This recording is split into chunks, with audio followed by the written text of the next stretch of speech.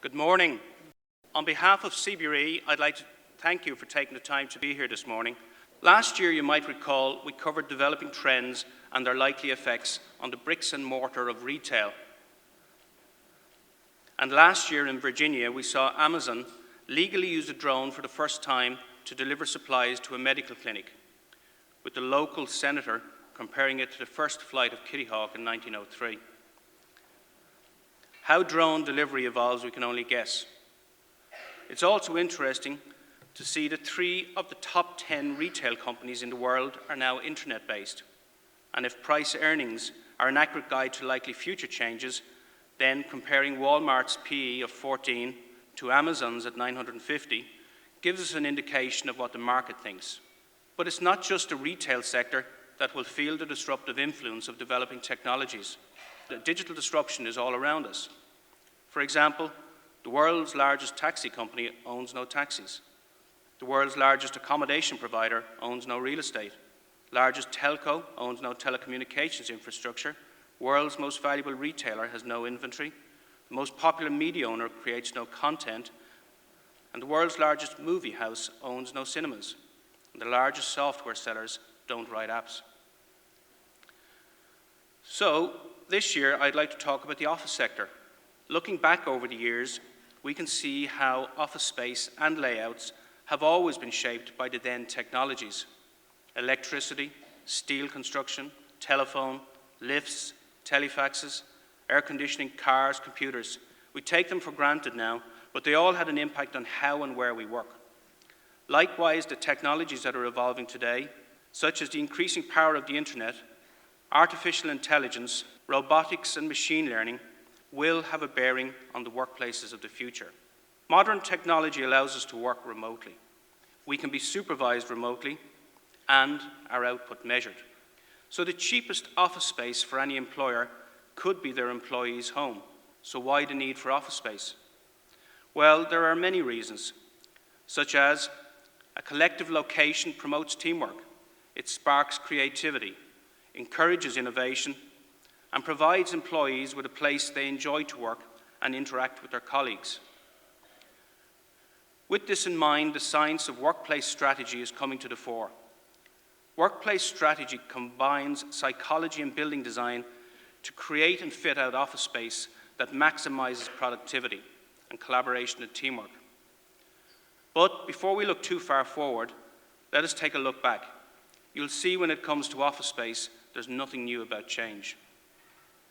Over 100 years ago, advances in steel production made high-rise offices possible, and these made them practical. Let's take a look at how office space has changed over the last century or so. Going down. 1940s.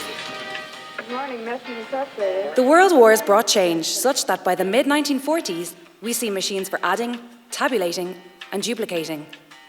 Typewriters are everywhere, and senior staff have phones on their desks. Excuse me. Miss Lee?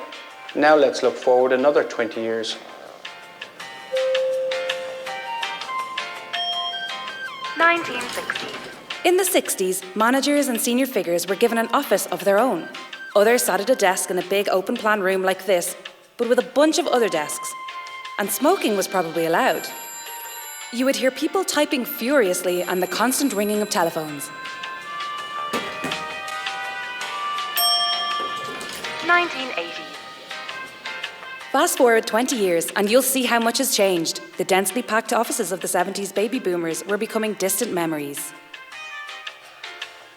Fax machines were making the sharing of information and ideas quicker and easier, and computer technology had started to revolutionize the way people work. This was also the age of the dreaded cubicle farms. These cubicles were intended to give workers a sense of independence and autonomy. Instead, they came to represent isolation and disposability.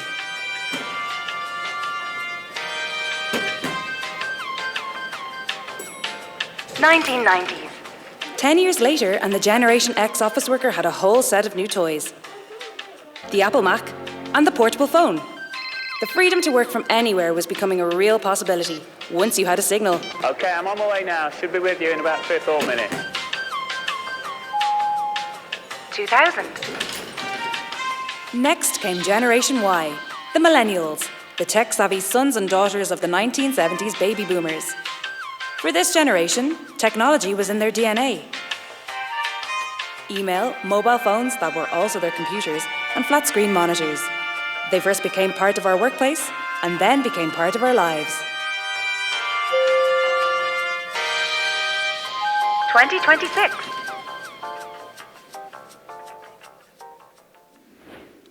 So where's it all going from here? CBRE GWS worked with Deloitte on the recently opened world's smartest and greenest office building, the Edge in Amsterdam, which will take just under a decade to earn its development cost back. And for more evidence that is closer to home, we need look no further than Google on Barrow Street or Facebook at Grand Canal. Offices are re-emerging as employee experience centres. Companies are investing in new or redesigned spaces because something crucial has changed in the workplace. Companies realise that an organisation can no longer assume that its employees need to work there, and therefore the organisation must create environments where people want to be. Modern, comfortable, high-tech office buildings give a company a competitive advantage. The cafes, the open spaces, the modular working areas, the smart lighting, the level of connectivity, they all contribute to making an office somewhere that employees will choose to spend time. Offices, the right kind of offices, have a big future. CBRE research has identified 5 key global trends that are increasingly impacting the workplaces of today and shaping the office space of tomorrow. The first of these is urban consolidation. The flight from rural to urban living is helping to create an extraordinary number of megacities across the world. From a purely economic standpoint, this is good news because cities are the places where commerce thrives. Thanks to the agglomeration of people, skills, and innovation, cities also offer economies and efficiencies of scale through exploitation of high-density, often mixed-use buildings. For office investors, this trend will bring the physical location of an asset to the very heart of future decision-making, with urban location advantage becoming unanswerable. And for office developers, building managers, and workspace planning designers, this means that buildings will need to continue to become ever more productive and efficient through space optimization in order to meet the needs of the growing numbers coming to both live and work in our cities. The second of our global trends is connectivity and accessibility. In the recent past, the built environment was one predicated on private individual mobility. The result was suburbia and out-of-town retail and office parks. However, this is changing from personal mobility of the car in favour of mass transport, evidenced by the average age across Europe of getting your first driving licence, which is now 28, when it used to be as soon as we could at 17. So, good public transport connectivity will become ever more crucial to successful asset performance, and a recurring feature of office investment strategies coalescing around hubs that exploit urban densities at points of transport interchanges. Next is delivery, or rather service delivery. Developers build offices, investors own them, but people have to occupy them. The interconnected and technologically savvy workforce now needs more from their workplaces. There is a blurring of the boundaries between work and non-work environments. It is now just as much about how the space is managed and serviced. Building managers will have a greater responsibility for the happiness and well-being of tenants, requiring softer skills alongside the day-to-day operational aspects of the role. Our fourth global trend is all about identity and branding. Today, a company's brand is no longer determined at the front reception desk. Its virtual presence, its physical location, its community and work-life balance activities and programs, and its back-of-house efficiencies all have a part to play. Companies' buildings add to their brand. Employee-centred programs such as free food, sleep pods, IT tech supply vending machines, all say something about the company. Another example is the Live, Work, Grow program developed to create the campus-style offering in Central Park and what it offers its corporate tenants in keeping their employees motivated and happy. Fifth is innovation and technology. Accounts clerks, librarians and bank tellers are among a whole host of jobs which are said to be most at risk from the headlong charge towards automation and artificial intelligence. Technology will have a profound effect on future employment in ways that few of us can truly appreciate. Most futurist experts, including the Da Vinci Institute, believe that up to 60% of the jobs being done in 10 years from now haven't yet been invented. To successfully meet these future challenges, buildings must become highly flexible spaces, capable of sustaining anything from 5 to 10 different adaptations over the typical 25-year life cycle of investment. So what do all these global trends tell us? Some of the areas we need to focus on are intelligent design, neighborhood control, and intelligent management and monitoring. The workplace of the future will need adaptable, flexible, state-of-the-art, technology-enabled platforms to provide for the increased demands of the occupier and, more importantly, their employees, for both staff attraction and retention.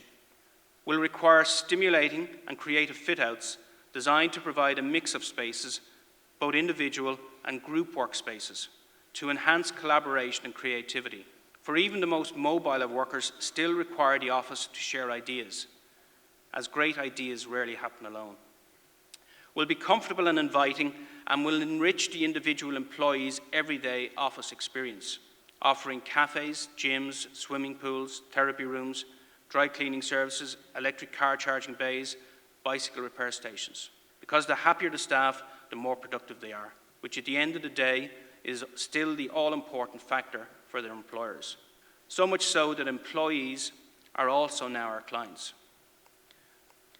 We believe that over the next decade, to gain a competitive edge, many office investors will move towards controlling the neighborhood around their assets, allowing the investor to offer an all-inclusive service to their corporate occupiers and their employees, such as creating living spaces nearby, shortening the commute, providing managed lifestyle services, such as gyms, creches, restaurants, bars, etc., all to facilitate workers' personal lives. In other words, closing the gap between home life and work life and providing workplaces that employees choose to work in.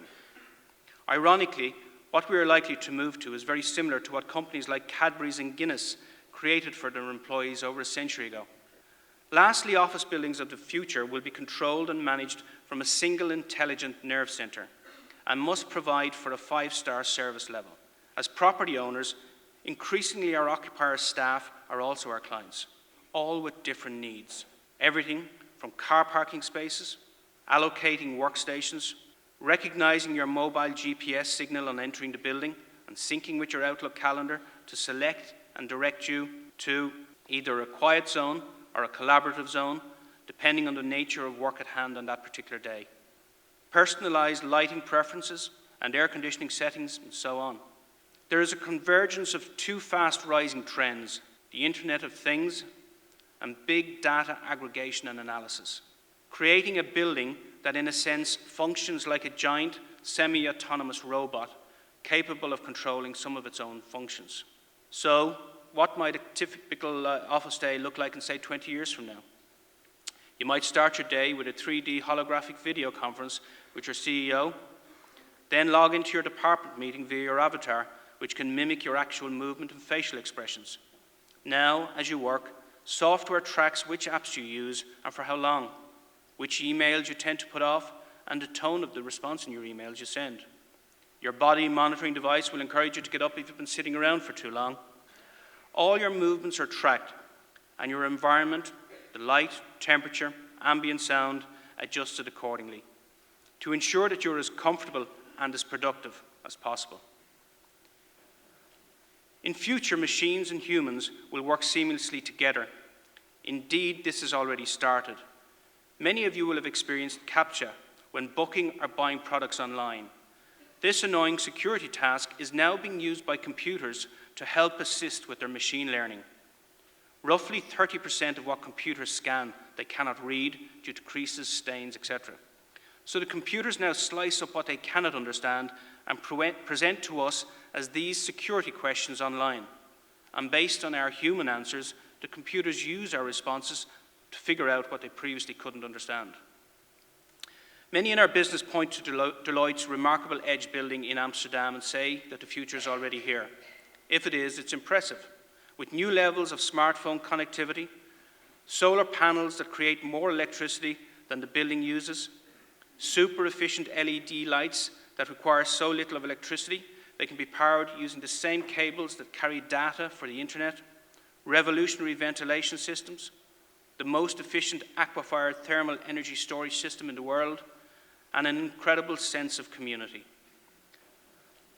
None of us can be certain what the future will bring, but change is coming and we can't stop or even delay it. Instead, our success or failure will be determined by how well we prepare for and engage with it. Be ready for the future, or this may well be how we end up. Say what? I think you used these, but I have no idea how they work. No, not that. No. Dial the number as soon as I find out how. Beep, boop, boop, beep. I'm gonna call somebody. Shh. How does this even work? The only way you could talk to your friends is if you were at home and they were also at home and you called each other. Yikes.